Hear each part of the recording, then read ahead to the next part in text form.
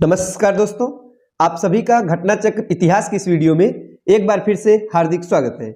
इतिहास के अंतर्गत हम लोग मॉडर्न हिस्ट्री के प्रश्नों का प्रैक्टिस कर रहे थे। साथियों, पिछले वीडियो में हम लोगों ने प्रश्न संख्या 21 तक के प्रश्नों का प्रैक्टिस किया था और यह दूसरा वीडियो है और आज की इस वीडियो की शुरुआत हम प्रश्न संख्या 22 के साथ करेंगे। तो चलिए शुरुआत करते हैं। तो प्रश्न संख्या 22 है, निम्नलिखित ब्रिटिश कंपनियों में से किसे भारत में व्यापार करने का पहला अधिकार पत्र प्राप्त हुआ था? तो वो कौन सी ब्रिटिश ईस्ट इंडिया कंपनी थी जिसे कि पहला अधिकार पत्र प्राप्त हुआ था? तो वो थी लीवेंट कंपनी। तो नाम जरूर याद रखिएगा, लीवेंट कंपनी ही पहली कंपनी थी जिसे कि पहला अधिकार पत्र व्यापार करने का प्राप्त हुआ था। नेक्स्ट है कि लंदन में ब्रिटिश ईस्ट इंडिया कंपनी के गठन के समय भारत का निम्नलिखित में से कौन सा बादशाह था? महत्वपूर्ण प्रश्न है।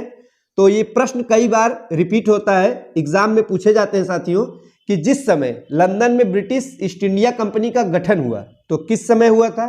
आप सभी जानते हैं 31 दिसंबर सन 1600 से। तो यही वो डेट है जिस समय महारानी एलिजाबेथ प्रथम के द्वारा लंदन में ईस्ट इंडिया कंपनी का गठन हुआ। तो उस समय भारत में बादशाह कौन था ये पूछा जा रहा है। तो उस समय मुगल वंश का शासन चल रहा था और अकबर यहाँ का बादशाह था। सही जवाब होगा ऑप्शन नंबर ए, अकबर। याद रखिएगा, ईस्ट इंडिया कंपनी की स्थापना के समय भारत में बादशाह कौन था साथियों? तो भारत में बादशाह अकबर था। अगला प्रश्न है, किस मुगल सम्राट के काल में इंग्लिश ईस्ट इंडिया कंपनी ने भारत में सर्वप्रथम कारखाना स्थापित किया?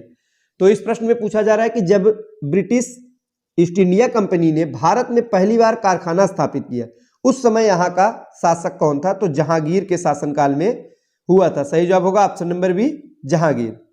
साथियों, जहांगीर के शासनकाल में इंग्लिश ईस्ट इंडिया कंपनी ने सर्वप्रथम 16 से 11 ईस्वी में मसूलीपट्टनम या मछलीपट्टनम के नाम से भी इसे जानते हैं, तो यहाँ पे एक अस्थायी कारखाना स्थापित किया गया था। तो कब साथियों? 16 से 11 ईस्वी में जो अस्थायी कारखाना था वो मसूलीपट्टनम में स्थापित किया गया। लेकिन अगर अस्थायी कारखाने के बारे में पूछा जाएगा तो आप लोग बताइएगा कि 16 से 13 ईस्वी में सूरत में पहली बार स्थायी कारखाना स्थापित किया गया था। इसके पहले भी सन 16 से 8 ईस्वी में सूरत में कारखाना बनाने का जो कार्य है, फैक्ट्री का निर्माण किया गया था किंतु पूरा न हो सका था। 16 से 13 ईस्वी में सूरत में पहली बार अंग्रेजों का जो स्थायी कारखाना है यानी फैक्ट्री है वो बनकर तैयार हुआ था और इस समय शासक जहांगीर था। अगला प्रश्न कि भारत में 16 से 13 ईस्वी में अंग्रेजों ने पहली फैक्ट्री कहां पे स्थापित की थी? तो बताइए साथियों, इस प्रश्न का सही जवाब क्या होगा? तो सूरत में अंग्रेजों ने अपनी पहली स्थायी फैक्ट्री सूरत में स्थापित की थी। अगला प्रश्न है, 17वीं शताब्दी के पहले चतुर्थांश में निम्नलिखित में से कहां पे इंग्लिश ईस्ट इंडिया कंपनी का कारखाना स्थित था? तो कहां पे साथियों स्थित था? दिए गए विकल्पों में से सही जवाब होगा सिर्फ भरूच में था। ये कहां पे है साथियों? तो गुजरात में स्थित है। सही जवाब होगा ऑप्शन नंबर ए, केवल एक। अगला प्रश्न है कि ईस्ट इंडिया कंपनी की प्रथम फैक्ट्री स्थापित की गई थी, तो सूरत में स्थापित किया गया था। तो सही जवाब होगा ऑप्शन नंबर डी, सूरत। नेक्स्ट है कि निम्नलिखित में से किस अंग्रेज अधिकारी ने पुर्तगालियों को स्वाली के स्थान पर हराया था? तो साथियों, जो स्वाली के स्थान पर पुर्तगालियों को हराया गया था तो अंग्रेज अधिकारी कौन था उस समय? तो थॉमस बेस्ट था। नाम याद रखिएगा, थॉमस बेस्ट अंग्रेज अधिकारी के द्वारा स्वाली के स्थान पर पुर्तगालियों को पराजित किया गया था। आगे है कि निम्नलिखित यूरोपीय व्यापारिक कंपनियों में से किसने सूरत में सर्वप्रथम अपना कारखाना स्थापित किया? तो अंग्रेजों ने ही किया था। वही प्रश्न है, शब्दों को बदल कर पूछा गया है साथियों। तो सूरत में किसने अपना पहला व्यापारिक कारखाना स्थापित किया यानी फैक्ट्री बनाई? तो अंग्रेजों ने ही। किस सन में? 16 से 13 ईस्वी में। शासक कौन था? तो जहांगीर शासक था। अगला प्रश्न कि 16 से 13 ईस्वी में अंग्रेजी ईस्ट इंडिया कंपनी को कहां पे एक कारखाना स्थापित करने की अनुमति मिली थी? तो सूरत में ही। किसके द्वारा अनुमति दी गई थी? तो जहांगीर के द्वारा सूरत में फैक्ट्री बनाने की अनुमति प्रदान किया गया था।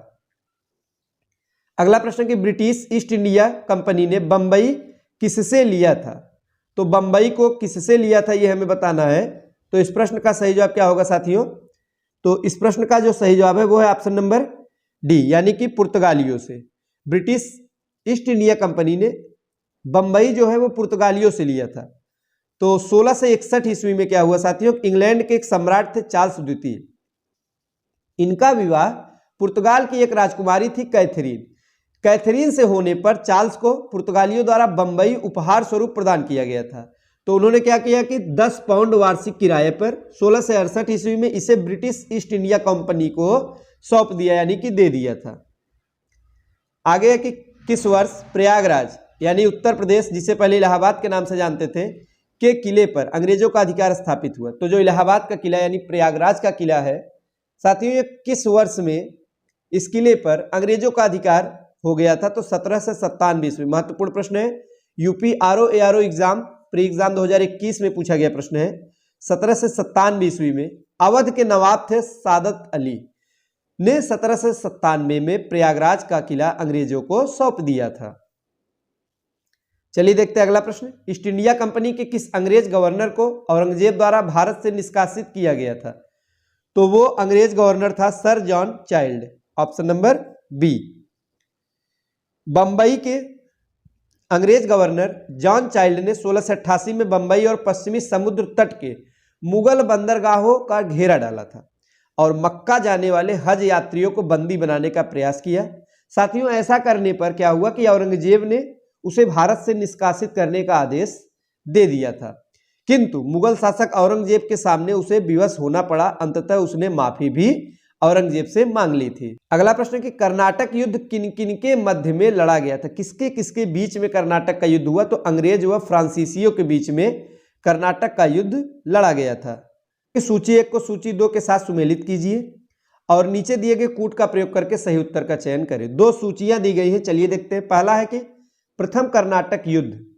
साथियों, इस युद्ध की जो समाप्ति है वो किस प्रकार से हुआ? तो एक्सला चैपल की संधि के साथ। तो 1 का सुमेल होगा 4 से। दूसरा है तृतीय कर्नाटक युद्ध। साथियों, इसका जो सही सुमेल होगा वो हो जाएगा पेरिस की संधि से अंत हुआ था, बी का 1 से। तीसरा है द्वितीय कर्नाटक युद्ध। तो जो द्वितीय कर्नाटक युद्ध है साथियों अनिर्णायक युद्ध रहा।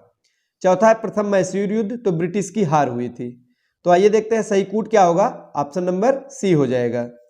साथियों, जो प्रथम कर्नाटक युद्ध हुआ था इसकी जो समाप्ति हुई थी वो एक्सला चैपल या सापेल की संधि के साथ अंत हुआ। तृतीय का पेरिस की संधि के साथ, द्वितीय अनिर्णायक रहा और प्रथम मैसूर युद्ध में ब्रिटिश की हार हुई थी।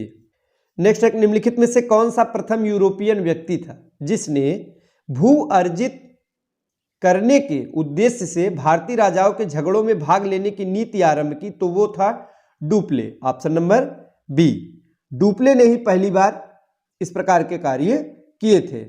आगे कि भारत में फ्रांसीसियों ने अपना सबसे पहला कारखाना कहां पे स्थापित किया? तो अभी तक हमने अंग्रेज ईस्ट इंडिया कंपनी, जिसे ब्रिटिश ईस्ट इंडिया कंपनी के बारे में बात किया। अब यहां पर फ्रांसीसियों के बारे में पूछा जा रहा है। तो साथियों, फ्रांसीसियों ने अपना पहला कारखाना कहां पे स्थापित किया? तो सूरत में ही स्थापित किया, याद रखिएगा। और आसान भी है, आप लोग को रिलेट करके पढ़ सकते हैं। अंग्रेजों ने भी पहला स्थायी कारखाना सूरत में स्थापित किया, इसके साथ ही साथ फ्रांसीसियों ने भी सूरत में ही पहली बार अपना जो कारखाना है उसे स्थापित किया था। साथियों, लुई 14वें के मंत्री कॉलबर्ट द्वारा 1664 ईस्वी में फ्रेंच ईस्ट इंडिया कंपनी की स्थापना हुई। कब? 1664 ईस्वी में, जिसे कंपनी देश इन देश ओरिएंटलेस कहा गया। साथियों, फ्रांसीसी कंपनी का निर्माण राज्य द्वारा हुआ और राज्य ही इसका सारा खर्च देता था।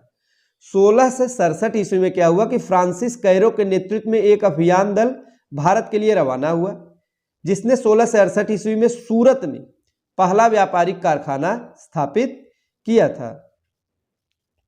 अगला प्रश्न है, फ्रांसीसी ईस्ट इंडिया कंपनी स्थापित हुई थी किसके शासनकाल में? तो लुई 14वें के शासनकाल में। याद रखिएगा, लुई 14वें के शासनकाल में स्थापित हुई थी। नेक्स्ट है, निम्नलिखित में से किसे भारत में फ्रांसीसी कंपनी का संस्थापक माना जाता है? तो काल्बर्ट को भारत में फ्रांसीसी कंपनी का संस्थापक किसे माना जाता है? तो काल्बर्ट को मानते हैं। आगे कि निम्नलिखित में से बंगाल में कौन सा कारखाना डचों ने स्थापित किया था? तो साथियों, चिंसुरा और हुगली दोनों स्थापित किया था? सही जवाब होगा ऑप्शन नंबर बी और सी, दोनों इस प्रश्न का सही जवाब हो जाएगा। आगे की डच ईस्ट इंडिया कंपनी ने किस वर्ष अपनी फैक्ट्री पटना में स्थापित की? बीपीएससी का प्रश्न साथियों। तो बिहार की राजधानी पटना में जो अपनी पहली factory Dutch east India company ने लगाई थी वो 1632 ईस्वी में लगाई थी। आगे की फ्रांसीसी दक्कन में शक्ति आंदोलन स्थापित करने में असफल रहे, तो ऐसा क्यों हुआ साथियों?